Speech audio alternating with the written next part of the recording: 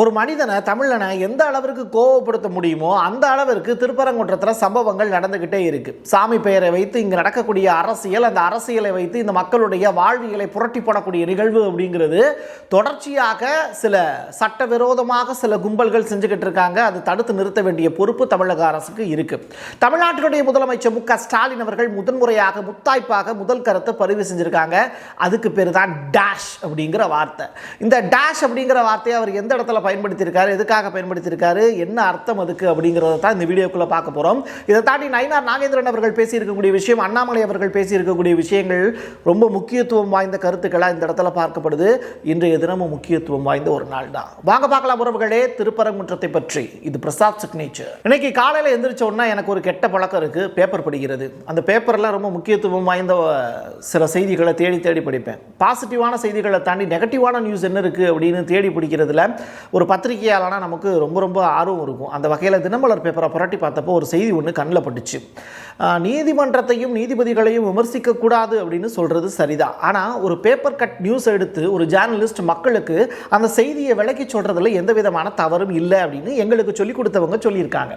இதில் குன்றில் தீபம் ஏற்ற முடியவில்லை, அரங்கில் தீபம் ஏற்றியது மகிழ்ச்சி அப்படின்னு ஒரு செய்தி. இதை தினமலர் எழுதியிருக்காங்க. யார் இந்த நிகழ்ச்சியில் பார்ட்டிசிபேட் பண்ணியிருக்காங்கன்னு பார்த்தா, இந்த திருப்பரங்குன்றம் பஞ்சாயத்து பற்றி மதுரை உயர்நீதிமன்ற கிளையில் நீதிபதியாக இருக்கக்கூடியவர் ஜி.கே. சுவாமிநாதன் அவர்கள் நீதிபதி. அவர் இந்த நிகழ்ச்சியில் பார்ட்டிசிபேட் பண்ணி சொன்ன வார்த்தைகள் தான் ரொம்ப ரொம்ப முக்கியமானது. அதை தினமலர் போஸ்ட்டில் கொடுத்துருக்காங்க. என்னன்னா, சபா ஆண்டு விழாவில் நீதிபதி சுவாமிநாதன் பளிச் அப்படின்னு சொல்லி ஒரு தலைப்பு வச்சு போட்டிருக்காங்க. குன்றில் தீபம் ஏற்ற முடியவில்லை, அரங்கில் தீபம் ஏற்றியது மகிழ்ச்சி அப்படின்னு நீதிபதி ஜி.ஆர். சுவாமிநாதன் சொல்லியிருக்காரு. தன்னுடைய மனசில் இருக்கக்கூடிய ஒரு ஆசை அது வெளிப்பட்டிருக்கு. என்ன ஆசை? குன்றில் தீபம் ஏற்ற முடியவில்லை, அரங்கில் தீபம் ஏற்றியது மகிழ்ச்சி. யோசிச்சு பார்த்துக்கோங்க. சரி, ஹூ இஸ் ஹி? யார் இவர்?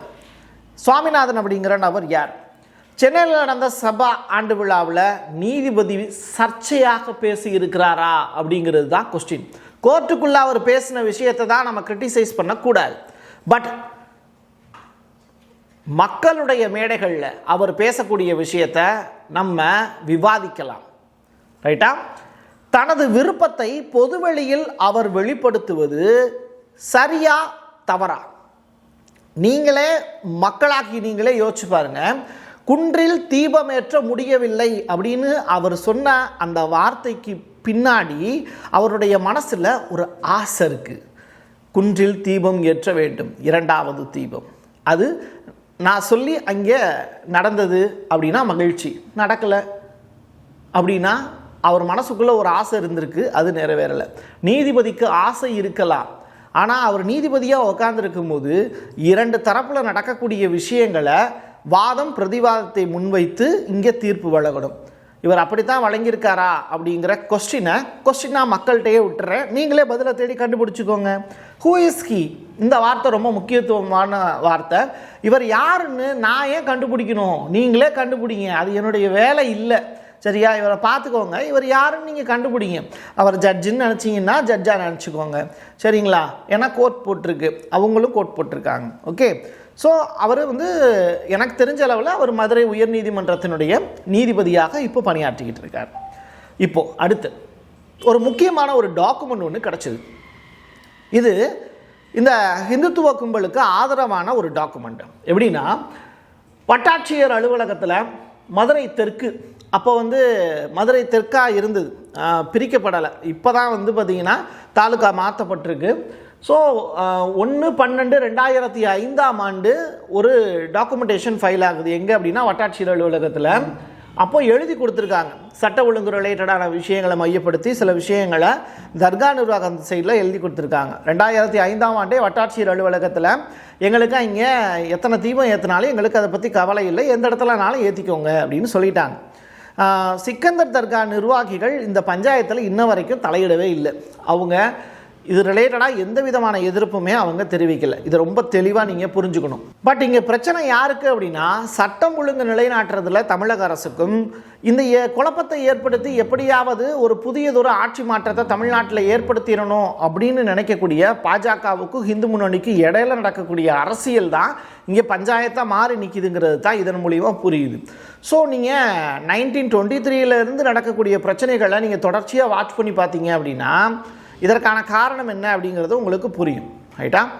சரி, அப்பாவும் இவர் தமிழக சட்டமன்றத்தினுடைய சபாநாயகர். அதிமுக, திமுக, நாம் தமிழர் கட்சி, பாமக, அங்கீகரிக்கப்படாத கட்சிகள், அங்கீகரிக்கப்பட்ட கட்சிகள், கூட்டணியில் இருக்கக்கூடிய கட்சிகள், இது எல்லாத்துக்கும் சேர்த்து இவர் தான் பஞ்சாயத்து வைப்பார். இவர் தான் சட்டமன்றத்தினுடைய சபாநாயகர். திருப்பரங்குன்றத்தில் கலவரம், அதை உருவாக்குவதற்கு சதி அப்படின்னு சபாநாயகர் அப்பாவும் ஸ்டேட்மெண்ட் கொடுத்துருக்காரு. அதைத்தான் நான் அவங்கள்ட்ட சொல்கிறேன். 2014 ஒரு தீர்ப்பு வந்துச்சு. 2017 டிவிஷன் பெஞ்சு ஒரு தீர்ப்பு கொடுத்துச்சு. 2021 தனி நீதிபதி இளங்கோவன் ஒரு தீர்ப்பு கொடுத்தார். 2023 3 நீதிபதிகள் அமர்வு வந்து ஒரு 4வது ஒரு தீர்ப்பு கொடுத்துச்சு. இது எல்லாத்துலேயுமே சட்டம் ஒழுங்கு விஷயத்தை பெரிதுபடுத்தி அவங்க என்ன பண்ணாங்கன்னா, இப்போ ஏற்றப்படுகிறதே உச்சிப்பிள்ளையார் கோயில், அது மலைக்கு மேலே தான் இருக்குது, ரொம்ப பிரகாசமாக மக்களுக்கு தெரியுது, அது திருப்பரங்குன்ற மலையில் ரொம்ப உயரமான இடம்தான், ஆக மொத்தத்தில் அந்த இடத்துல தீபம் ஏற்றுவது அப்படிங்கிறது போதுமானது அப்படிங்கிறத தீர்ப்பாக கொடுத்துருக்காங்க. உச்சிப்பிள்ளையார் கோயிலில் தீபம் ஏற்றக்கூடிய நடைமுறை ஏற்கப்பட்டது இந்த 4 தீர்ப்புலையும். அப்புறம் ஏன் இப்போ பிரச்சனை பண்ணுறாங்கன்னா, அதுக்கான காரணம் கலவரத்தை ஏற்படுத்துவதற்கு தமிழ்நாட்டில் முயற்சி நடக்கிறது அப்படின்னு தமிழக சட்டமன்றத்தினுடைய சபாநாயகர் அவர்கள் இந்த ஸ்டேட்மெண்ட்டை சொல்லியிருக்காங்க. அடுத்து இன்றைக்கி தினகரனில் ஒரு பேஜில் நடந்த போட்டிருக்கக்கூடிய இதுதான். ரைட்டா? அதைத்தான் உங்களுக்கு நான் இப்போ காண்பிக்கிறேன். இப்போ என்னென்னா, டிசம்பர் மாதம் 6ஆம் தேதி வெளியாகி தினமலர் பத்திரிகையில் வெளியான காட்சிகள் எல்லாம் அடுத்து உங்களுக்கு முன்னாடி காமிச்சேன். இது வந்து தினகரன் பத்திரிகை. கடையை மூடக்கோரி கையை எடுத்து கும்பிட்டு கெஞ்சிய பாஜக நிர்வாகிகள், நிராகரித்த பொதுமக்கள்.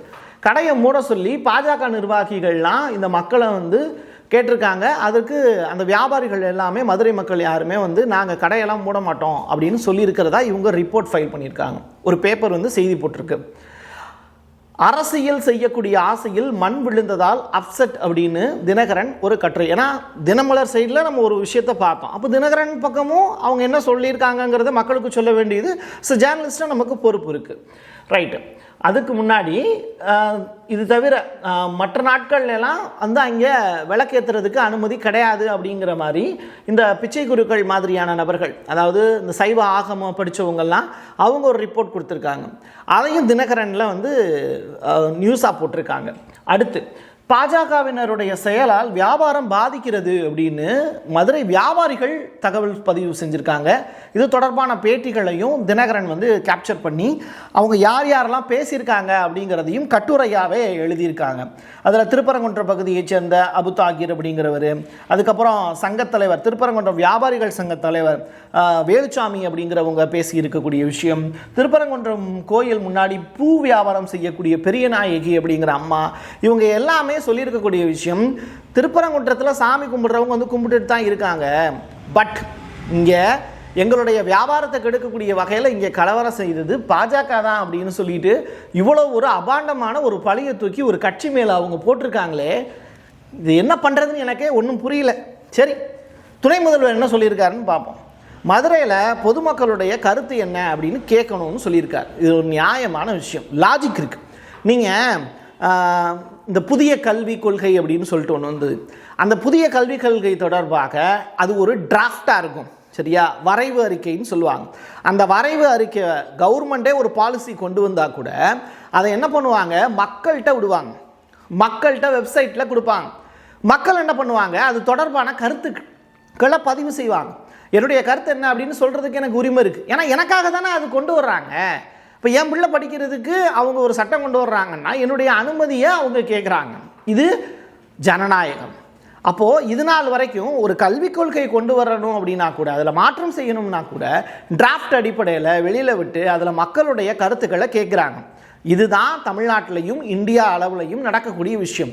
அப்படி இருக்கும்போது திருப்பரங்குன்றத்தில் ரெண்டாவதாக ஒரு விளக்கு ஏற்றணும், அது இந்த இடத்துல தான் போய் ஏற்றணும்னு இத்தனை வருஷமாக ஒரு குரூப் மட்டும் போராடிக்கிட்டே இருக்கு. அப்போது இவங்கெல்லாம் கட்சி சார்ந்தவங்க, ஒரு குறிப்பிட்ட ப்ராப்ளத்தை உருவாக்கணுங்கிறதுக்காக கிளம்பி வந்தவங்க.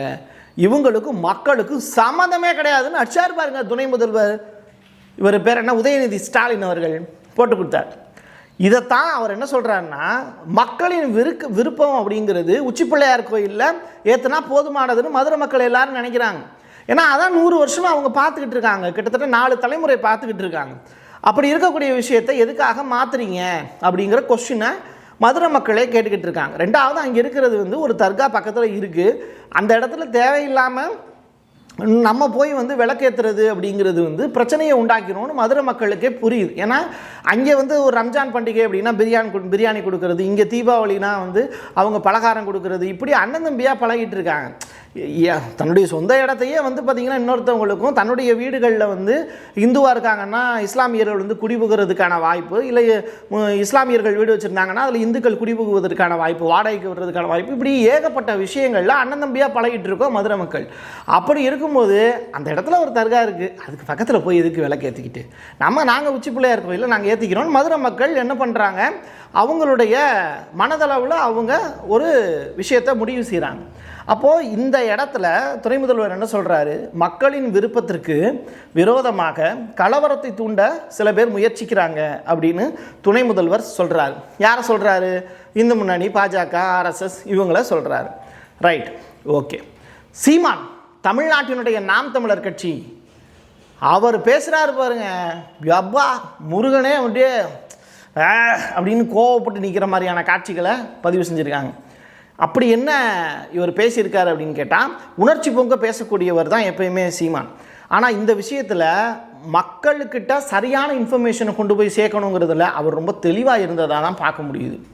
தேர்தலுக்காக தீபம் ஏற்ற துடிக்கிறார்கள் ஒரு ஸ்டேட்மெண்ட்டை போட்டாரு பாருங்க, அதுதான் இன்றைக்கி பேட்டியோட ஹாட்ல. தேர்தலுக்காக தீபம் ஏற்ற துடிக்கிறார்கள், யார் ஏற்றணும்னு நினைக்கிறாங்களோ அவங்கள சொல்கிறாரு. முருகனை வைத்து இரு கட்சிகளும், எங்கே பாஜகவும் திமுகவும் போட்டி போடுகிறார்கள் அப்படின்னு 2 கட்சியும் போட்டு உடைச்சார்.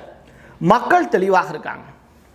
இதை நினைவில் வைத்து மக்கள் 2026 வாக்களியுங்கள் மதுரை மக்களே, சிரமத்தை உண்டாக்கியிருக்காங்க அப்படின்னு இவர் 2 கட்சியும் பிளாக் பண்ணி அப்படி தள்ளி விட்டுட்டு 3வதா எனக்கு ஓட்டு போடுங்க அப்படின்னு கேட்குறாரு. ஆக மொத்தத்தில் இந்த விஷயத்தை மையமாக வச்சு எல்லா கட்சிகளும் ஓட்டுக்காக வேலையை செய்கிறாங்க அப்படிங்கிறது தான் வெட்ட வெளிச்சமாக தெரிய வருது. சரி, இதில் அடுத்து நயினா நாகேந்திரன் அவர்கள், பாஜகவினுடைய தற்போதைய தலைவர் தமிழ்நாட்டுக்கு, அவர் என்ன சொல்கிறாரு, தமிழ்நாடு அயோத்தி மாதிரி வருவதில் தவறு இல்லை அப்படின்னு ஒரு ஸ்டேட்மெண்ட்டை சொல்கிறாரு. நாங்கள் ஏன் அயோத்தியாக மாற வேண்டும் அப்படின்னு இவர் சொன்னதுக்கு மக்கள் வந்து ட்விட்டரில் பதிவுகளை பார்க்க முடியுது. நாங்கள் ஏன் அயோத்தியாக மாறணும், தமிழ்நாடாகவே இருந்துட்டு போட்டுமே, தேவைன்னா நீங்கள் வேணால் அங்கே போய் வாழுங்க, அங்கே போயிட்டு வாங்க, ஜாலியாக டூர் மாதிரி போயிட்டு வாங்க, அதை விட்டுட்டு தமிழ்நாடு எதுக்குங்க அயோத்தியாக மாறணும், ரைட்டா? அப்போது நயினா நாகேந்திரனை வந்து வேற ஒரு பேர் சொல்லி கூப்பிட முடியாது, அவருடைய பெயரை சொல்லி தான் அவரை அழைக்க முடியும். அப்படி இருக்கும்போது தமிழ்நாடை மட்டும் எப்படி அயோத்தியாக மாற்ற முடியும்? ஸோ இது லாஜிக்காக கொஞ்சம் இடிக்குது. அடுத்ததான் அண்ணாமலை அவர்கள், இவர் தமிழ்நாட்டினுடைய பாஜக இருக்குல்ல அந்த கட்சியில் முன்னாள் தலைவராக இருந்தாங்க, அவங்களுக்கெல்லாம் நல்லாவே தெரியும். இவர் என்ன சொல்கிறாரு, ஆக்ரோஷமாக இருந்தால் மட்டும்தான் தமிழ்நாட்டில் பாஜக ஆட்சியை கட்டி எழுப்ப முடியும் அப்படின்னு ஒரு பேட்டி கொடுத்துருந்தார். அந்த பேட்டி இப்போது திடுதுப்புன்னு வைரல் ஆகிட்டு இருக்கு. புதிய தலைமுறை உள்ளிட்ட சேனல்கள்லாம் அதை மறுபடியும் வந்து ரீடெலிகாஸ்ட் பண்ணிகிட்டு இருக்காங்க. 1923 தொடங்கி அமைதி மட்டுமே மதுரையினுடைய அடையாளமாக இருந்ததுன்னு இவர் ஆரம்பித்து, பட் அவர் சில கேஸ் டீட்டெயில்ஸ்லாம் சொல்லி தமிழிசை எல்லாமே இருந்தாங்க அந்த ப்ரெஸ் மீட்டில். பட் இவருடைய ஸ்பீச்சுங்கிறது அந்த இடத்துல வந்து சூப்பராக இருந்தது அப்படின்னு சொல்கிறாங்க. அது ஒரு பக்கம் வைரலாக போயிட்டுருக்கு. பட் என்னென்னா 1923 திருதுப்புன்னு ஒரு கேஸ் ஃபைல் ஆகி அது இன்ன வரைக்கும் நீண்டுக்கிட்டே போகுதில்ல, அது மதுரைக்கு நல்லதில்லை. திமுகவோட விருப்பம் என்ன அப்படின்னா மதுரையில் அமைதி நிலவணுங்கிறது மட்டும்தான் அப்படின்னு அவங்க சைடில் இப்போது சொல்ல ஆரம்பிக்கிறாங்க. திருப்பரங்குன்றத்தில் அமைதி வேணுமா, ஆக்ரோஷமாக பேசுவது, நடவடிக்கை எடுப்பது, இந்த மாதிரி செயல்படுவதுங்கிறது வேண்டுமா அப்படிங்கிறத மக்கள் முடிவு செய்யுங்க. ஸோ ஆக்ரோஷமா அமைதியாங்கிறத மக்களே முடிவு செய்யட்டுமே அப்படின்னு இப்போ ஒரு பாயிண்ட் வந்து பேசிக்கிட்டு இருக்காங்க. சரி, இப்போ இவர் பேசுகிற விஷயத்தையும் நான் உங்களுக்கு ப்ளே பண்ணி காமிக்கிறேன். ஒரு மலையின் மீது ஒரு தீபத்தையே ஏற்றுறோம்னா அதை பார்த்து வீட்டில் நம்ம ஏற்றுக்கணும். இந்த மலையின் உச்சியில தீபம் ஏற்றுவதற்கான காரணம் என்ன? மலை வந்து பெரும்பாலும் அந்த பகுதியினுடைய ஒரு உயர்ந்த நிலையில் இருக்கும். எல்லோரும் அதை பார்க்கலாம், சுற்றி இருக்கக்கூடிய கிராமத்தில் பார்க்கலாம். ஒரு காலகட்டத்தில் வாட்ச் டைம் யாருமே இல்லாத காலகட்டத்தில் எல்லாருமே கோபுரத்தை பார்ப்பாங்க. அங்க தீபம் ஏற்றப்பட்ட பிறகு வீட்டில் விளக்கு ஏற்றுவோம். இதுதான் நடைமுறை. ஓகே, சரியான விஷயம்தான். ஒரு காலத்தில் வாட்சு இதெல்லாம் கடிகாரம்லாம் கண்டுபிடிக்கிறதுக்கு முன்னாடி 6 மணி ஆச்சா என்ன அப்படின்னு மக்களுக்கு தெரியறதுக்கு முன்னாடி மலை உச்சியில் போய் விளக்கேற்றினதுக்கு அப்புறம் வீட்டில் விளக்கேற்றணுங்கிற நடைமுறை இருந்ததா சொல்கிறார். பட் இப்போ எல்லார் கையிலையும் வாட்ச் வந்துருச்சு. இப்போ மலையை பார்த்து தான், மலையில் விளக்கேற்றுறதை பார்த்து தான் வீட்டில் விளக்கேற்றணுங்கிற அவசியம் அண்ணாமலையை சொல்கிற மாதிரி இல்லை. கரெக்டு தான் அவர் சொல்கிறது. ஒரு காலத்தில் இருந்துச்சு, வாட்ச் இல்லாதப்போ மலையில் போய் விளக்கேற்றினாங்க. அப்போது மக்களுக்கான ஒரு அறிவிப்பு தான் அந்த விளக்கேற்றுறது அப்படிங்கிற நடைமுறையாக அண்ணாமலை அவர்கள் சொல்கிறாங்க. அது எந்த இடத்துல ஏற்றுனா என்ன? மக்களுக்கு மலையில் ஏதோ ஒரு இடத்துல ஏற்றுறாங்க, வெட்ட வெளிச்சமாக எல்லாருக்கும் தெரியுதுல. அது உச்சி பிள்ளையார் கோயிலே இருந்துட்டு போட்டுமே, அதை ஏன் இன்னொரு இடத்துல மாற்றி தர்கா இருக்கிற இடத்துல பிரச்சனைக்குரிய இடத்துல போய் அந்த இடத்துல போய் ஏற்றணும்னு நீங்கள் சொல்கிறீங்க? இந்த இடம்தான் நீங்கள் சிந்திச்சு பார்க்கணும். சரி, இப்போது எல்லாத்தையும் தாண்டி தமிழ்நாட்டு மக்கள் ஓட்டு போட்டு ஒருத்தரை தேர்ந்தெடுத்திருக்காங்க. அவர் தான் தமிழ்நாட்டினுடைய முதல்வர் மு க ஸ்டாலின் அவர்கள். அவர் இந்த திருப்பரங்குன்ற விஷயத்தை பற்றி கடந்த 4 நாட்களை எதுவுமே பேசலை. நிறையா மேடைகளில் பார்ட்டிசிபேட் பண்ணாங்க, பட் எதுவுமே பேசலை. சரி, அவர் ஒரு கருத்தை வந்து ட்விட்டரில் பதிவு செய்கிறார். அது என்னென்னா, மாமதுரைக்கு தேவை வளர்ச்சி அரசியலா அல்லது இந்த மாதிரி ஒரு 4 டாட் போட்டிருக்கு, அதுக்கு பேர் டேஷ் அப்படிம்பாங்க, டேஷ் அரசியலா அப்படின்னு பதிவு செஞ்சுருக்காங்க. மக்கள் அதை முடிவு செய்வாங்க. என்ன அரசியல்? மாமதுரைக்கு தேவை வளர்ச்சி அரசியலா அல்லது டேஷ் அரசியலான்னு போட்டு இந்த நீங்கள் இந்த எய்ம்ஸு இதெல்லாம் கொண்டு வராத பாஜகவை பற்றி விமர்சனம் செய்யக்கூடிய வகையில் அவர் பதிவு போட்டிருக்கார். இப்படி ஒரு பதிவு அப்படிங்கிறது இன்றைக்கி ட்விட்டரில் அதிகமான நபர்களால் பார்க்கப்பட்ட ஒரு இமேஜாக மாறி போய் நிற்கிது. ஒட்டுமொத்த தமிழ்நாட்டையுமே இந்த திருப்பரங்குன்றம் அப்படிங்கிற அந்த வார்த்தை இன்றைக்கி உச்சரிக்க வச்சுருக்கு. பட் மக்களாகி நீங்கள் ஒரு விஷயத்தை யோசிச்சு பாருங்கள். இப்போ நான் பாயிண்ட்லாம் நிறையா சொல்லியிருக்கேன்ல, சொன்ன விஷயத்தை மறுபடியும் ரீகேப் பண்ணி பாருங்கள். உங்களுக்கு சில விஷயங்கள் புரிய வரும். இல்லை நீங்கள் என்ன விஷயத்தை அண்டர்ஸ்டாண்ட் பண்ணியிருக்கீங்க அப்படிங்கிறத கமெண்ட் செக்ஷனில் பதிவு செய்யுங்க. என் கையெழுத்து என் மக்களுக்கான உறவுகளே, மீண்டும் ஒரு பதிவில் சந்திக்கலாம். நன்றி, வணக்கம்.